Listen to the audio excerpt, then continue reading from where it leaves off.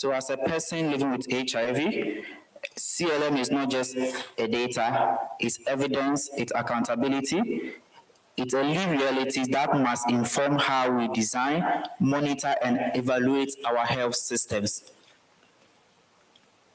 Too often time, technical data is presented in isolation. So most health data, researchers, community don't have access to that data. So CLM is a gateway for community to have our own data, which we use in our program design and to inform policies changes in our country or in HIV TV programming. To ensure that every statistics reflects faces, voices, and community. When we speak of community ownership in CLM, we are talking about participation, not just being there, but inclusion. Data must be disaggregated into ages, sexes, identities, and groups, not just as 2,000 or these people living with HIV. Within people living with HIV, we have diversities. We have children, we have adolescents, we have young adults, older, key population. So data must also reflect these communities. So it shouldn't be like a broad data forever, but it should be properly disaggregated to reflect each communities, because our identity is one, which is HIV, but our realities are different. Within each community have our own realities, our own lived experiences. So data must also show our lived experiences and our realities.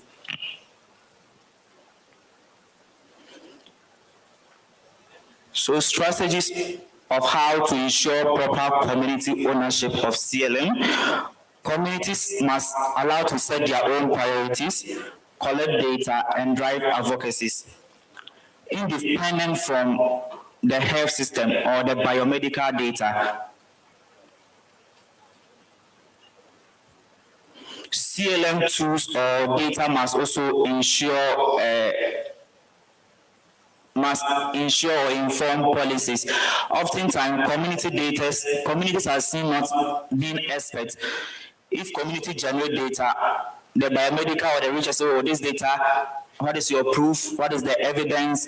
So they oftentimes reject such data. But we can't only run the data system alone, but community data must also be valued to ensure that it speaks to our reality, not what researchers or the biomedical people want to measure, but what community want to measure as data.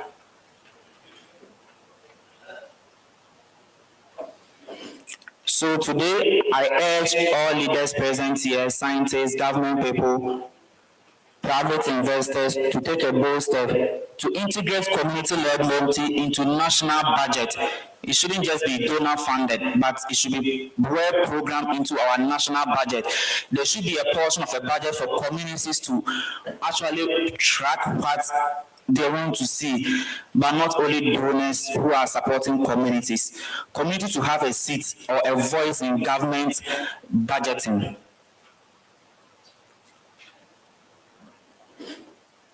Community ownership is not just an option, it's a foundation of accountability and resilience. Without it, program ways of being disconnected from realities of those they meant to serve. Yes, sometimes the health data don't speak the stories behind the numbers. If you say 10 people are not virally suppressed, what is the story behind it? Were the viral load machine available? Were they being called to test their viral load? What happened after the numbers? What is the story? What are the realities behind the numbers? But if communities lead data collection, we go to our own people, so able to get the stories, the realities behind that statistics, not just statistics, oh, this number, this percentage, but the stories behind the statistics must also be captured as part of data. For us, pure HIV, survival and adherence are not just passive acts. it reminds us that the word that community are not just beneficiaries but leaders. Community are supposed to be also recognized as leaders, as a co-partner in this fight. The fight is between the biomedical and communities.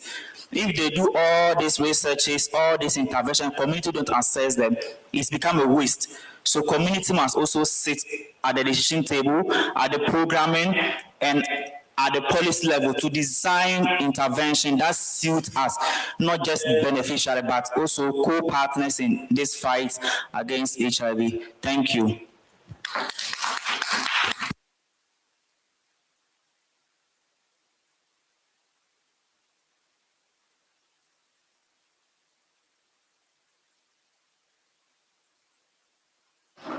Voilà.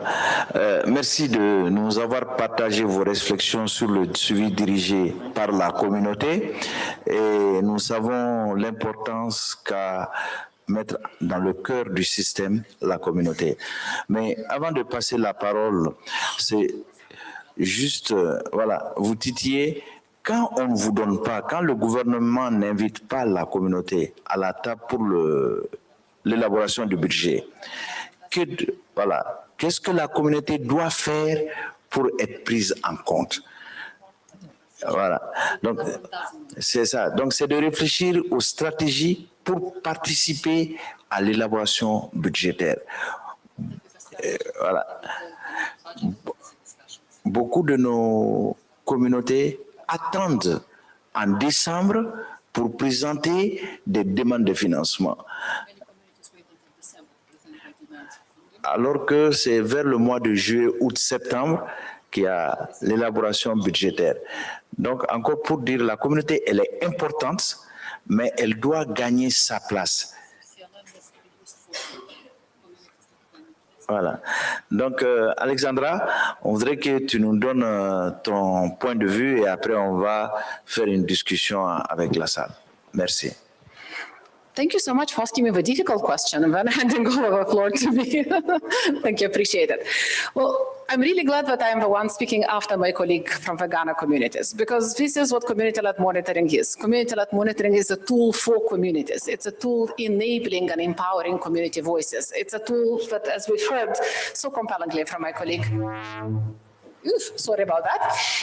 It's a tool that helps inform advocacy. It helps inform meaningful engagement of communities, but actually makes it difficult to ignore the vision of communities. The centrality of community-led monitoring is why Global Fund has been investing in CLM systems for several grant cycles now. We're seeing a trajectory of increased investment so far. Let's hope it continues. We're also seeing that community-led monitoring has started with sporadic attempts here and there, but have become over time much more rigorous, much more systematic in nature, much better connected with efforts around community-led advocacy, as we just heard. We have seen that there are also attempts of making community-led monitoring not just mature, but sustainable. For example, in Malawi recently, we've seen domestic funding allocated to community-led monitoring. We have seen connections between community-led monitoring and the health information systems, which is powerful, because then it means not just a tool in the hands of any given community group. It means that this is a conduit. It's a mechanism to ensure that lived experiences of communities feed into decision-making. Community-led monitoring of availability, accessibility, acceptability, and quality of health services is essential. It's a way of us understanding what are the human rights-related barriers to services. It is a way for us to understand what are the solutions that need to be deployed in order to be able to ensure better health for all. Community-led monitoring of human rights violations is essential, but it should not stop at monitoring alone. It is important to ensure that community-led monitoring feeds into something bigger. It feeds into a response. For monitoring of human rights violations, it needs to be linked to redress. It needs to be linked to community-led structures, such as community, or to other ways of getting that support, that access to justice, to make sure that we are able to secure redress if human rights are violated. So community-led monitoring is a very powerful enabler of broader responses. It can help us lead the response towards the specific problems that exist, towards the specific lived realities of our communities. For example, if we're seeing stigma discrimination, keeping people away from specific health facilities, it is community-led monitoring that tells us where such stigma discrimination occurs, what can be done about it. So it informs programmatic responses. Community-led monitoring also is very powerful in advocacy, as we have heard, including, as we have heard from our moderator, in budget advocacy. It is important for communities to be aware of the timelines around budget advocacy, as we've just heard from our moderator. It is important for communities to be aware of a process for budget advocacy. It is important for communities to be equipped with data from community-led monitoring, to be able to be voices that cannot be ignored in such budget advocacy processes. So community-led monitoring is not a silver bullet, but it's an important enabler and an important tool. There are multiple resources that have been developed by partners such as ITPC, by partners such as the International Aid Society that has compiled those resources together. There are multiple innovative ways of doing community-led monitoring that we've seen, and we should be taking those to scale. So let's make sure that Malawi is not the outlier here. Let's make sure that community-led monitoring is recognized for its important potential and is becoming something that health systems value and fund. It's not only something that communities should be pleading for. It is a powerful tool for national responses to have in their toolbox. And we as funders will continue to stand behind communities to the extent it's possible, because we do believe, firmly believe, that it is communities' expertise, it is communities' leadership, it is communities working hand in hand with government facilities, with decision makers that can make this response effective. So let's use community-led monitoring as a way of driving progress towards ending AIDS.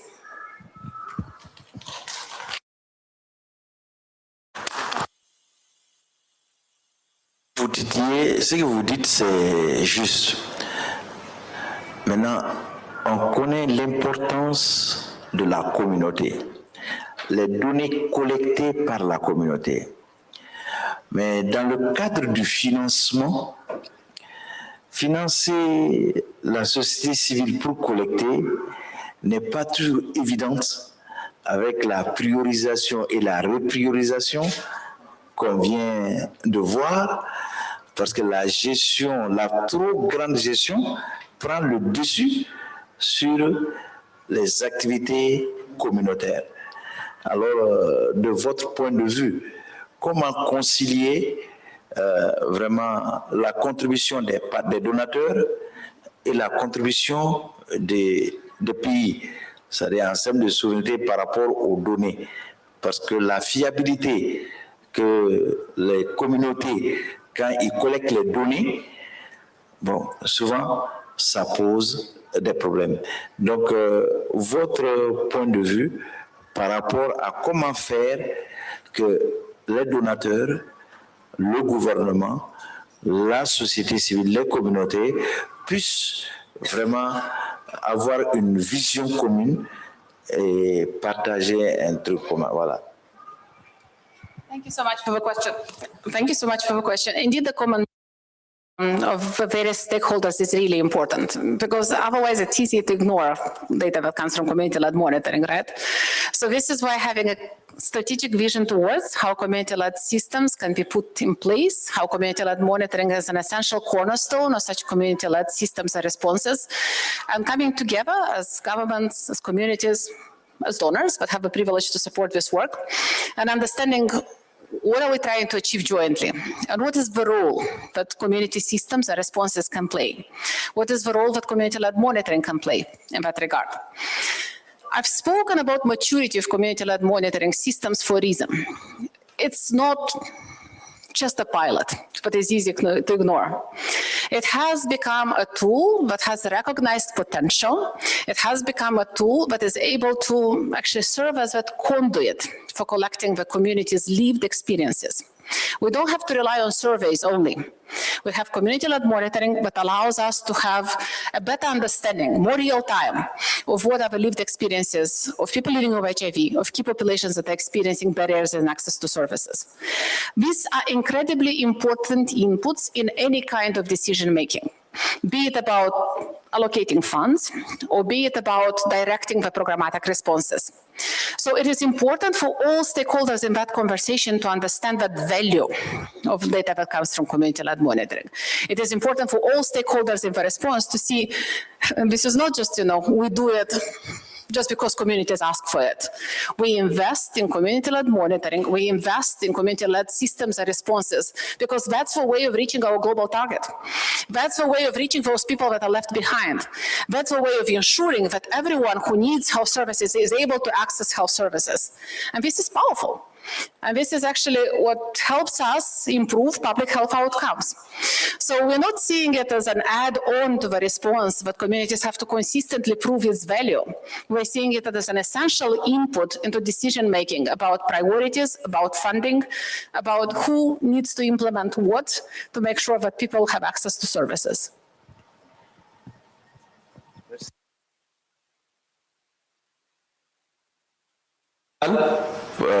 Si vous avez des questions, des interactions, des contributions. Oui, Mrs.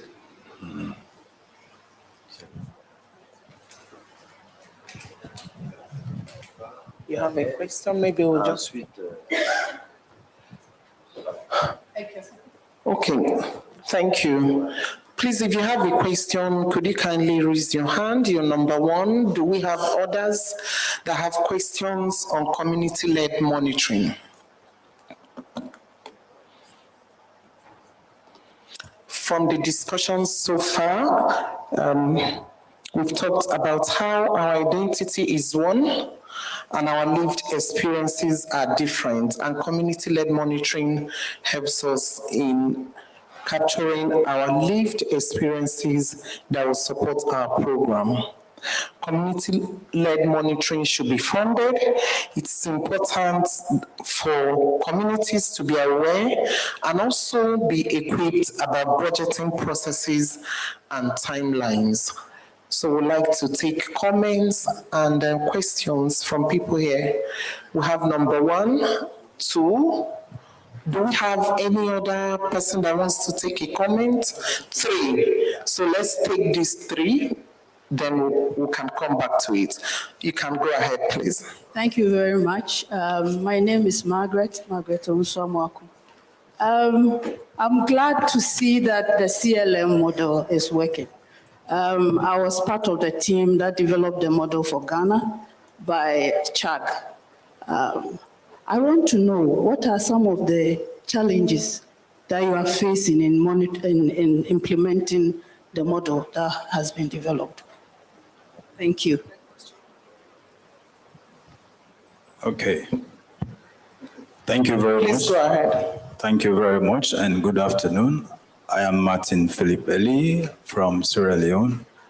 I am also leading the implementation of the integrated community-led monitoring in Sierra Leone for HIV, TB, malaria, hepatitis, and mental health. We're about to integrate pandemic preparedness. So mine will be a very simple question, but then also some of the challenges that we do face. And the question is, how do you utilize your CLM data to influence change at policy and service delivery levels? And then the other question would be for Global Fund. Probably, what will you advise as part of the approaches for us as communities that we should adopt to sustain CLM interventions? Thank you, Mr. Martin. Let's take the last one. I saw a third hand. Yes, thank you.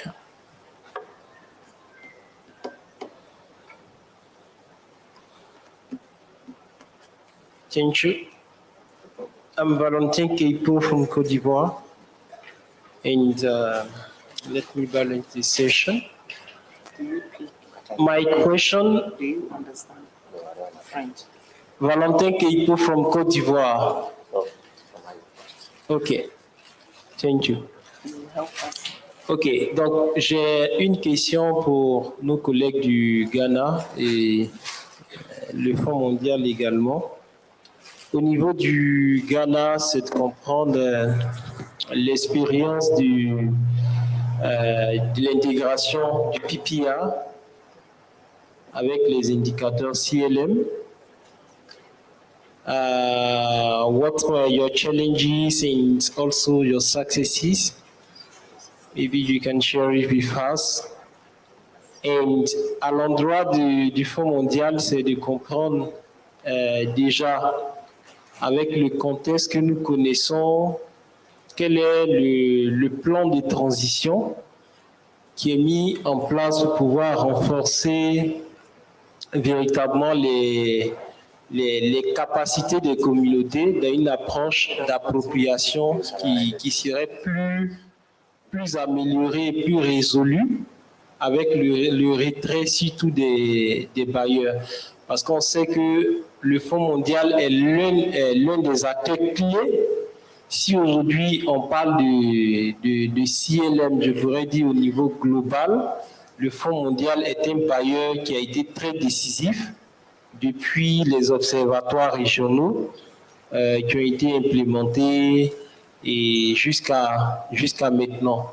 Donc, est-ce qu'il y a véritablement un plan de transition clair? Vu que le Fonds mondial appuie les communautés, est-ce qu'il y a un plan de transition clair pour dire, bon, pour emmener l'appropriation à son achèvement, on va peut-être aider les communautés à atteindre un tel niveau, par exemple dans le développement des mécanismes de mobilisation des ressources domestiques pour le financement du CLM. Est-ce qu'il y a ce plan-là, par exemple, qui est prévu au niveau du Fonds mondial? Merci. Did you get? Okay.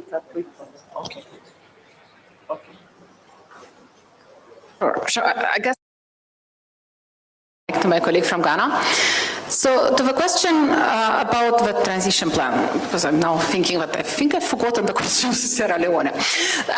The question around the transition plan is a really important question. And it's important for us to start planning for sustainability of community-led monitoring and of broader community-led systems and responses well before transition occurs. We all know that we operate in an environment of shrinking funding resources. We operate in an environment where the priorities of donors are now elsewhere. So that's why it's so important for us to see what are those sustainable modalities of us doing the work, and how can we rely on that potential of communities that has been developed over the years.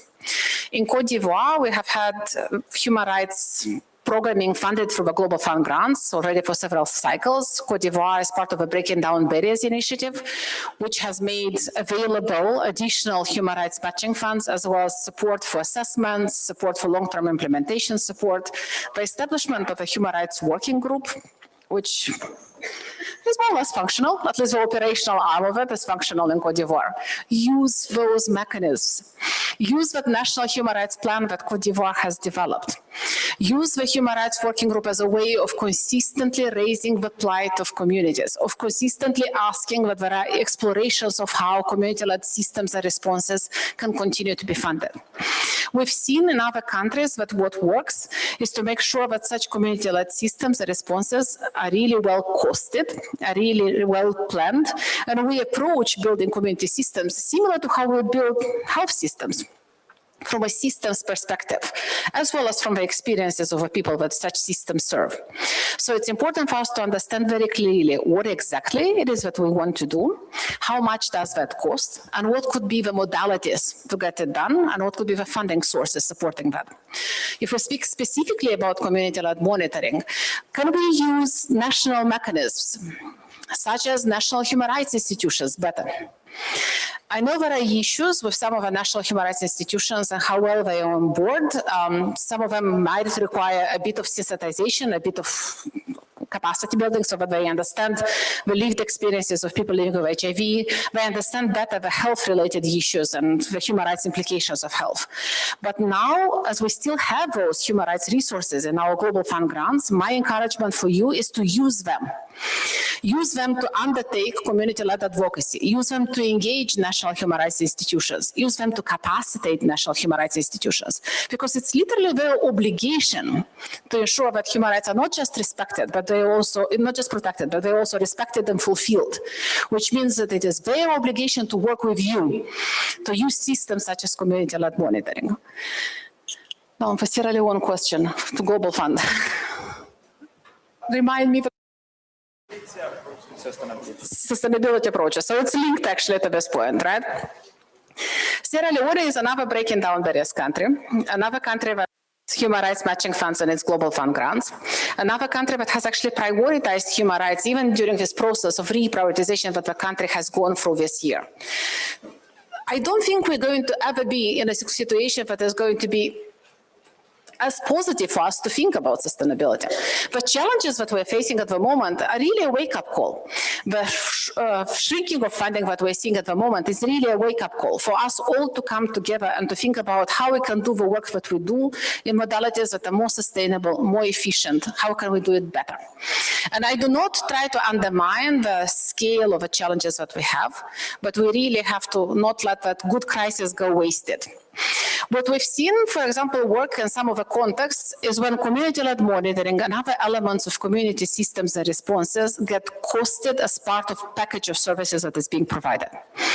Once you cost it as part of a package, once you understand that it's an essential element of a package of service, then you can advocate for resources to be allocated to it. Mechanisms such as social contracting for community-led responses, including for community-led monitoring, exist in some countries. So it's high time for us to think about how such mechanisms could work in specific contexts of your given countries. In the case of Sierra Leone, I would just encourage you, work with your implementation support TA providers that we support from the Human Rights Strategic Initiative. If you do not have their contacts, come to me. I'll make sure that I put you in touch. Let them help you think about the sustainability and transition plan. The same is true for Cote d'Ivoire. Happy to put you in touch with our TA providers. Yeah, thank you very much. The question, the challenges that we had in Ghana on the CCLM implementation, I think what challenge we had, the previous grant that ended, communities were allowed to collect data. So after everything, we met with the communities, those who were part of the data collection, we asked them, what were your experiences? What data were you collecting on? To my surprise, most of the posts are, oh, they said we should go and take data. They didn't even know what they were going to collect. They didn't understand the process. They were just giving device, go and take data for us. They didn't know anything about that data that they were collecting. So this year, through our advocacy with UNAs, now community are now allowed to set our own priorities of what indicators we want to track in the service design. So I think that's some of the challenges that were happening. And one challenge is budgeting. Community don't even know the budget for CLM. All we know is, oh, we are doing CLM, and this is the structure, this is the, but we don't know what is actually the budget and how we can even maximize, improve efficiency with that budget. So that is another challenge. Community don't know the budget for CLM. All we know is CLM is happening. We are called to a meeting. You are going to set for your priorities and those. Another challenge is capacity. To ensure effective CLM, community capacity must be built. Our system must be strengthened to understand what is the issue at ground, the processes of CLM, so that we can actually implement effective or quality CLM to improve service delivery. And then the lessons that we learned is community voices are power. For instance, when there was SOC out in Ghana, community-led advocacy. We went on the street, advocated for the government to clear all the goods from the port, because the goods were sitting at the port for almost more than 6 months. Meanwhile, there were no commodities at the site. So if community are equipped and have data, we can drive change. Yes, so.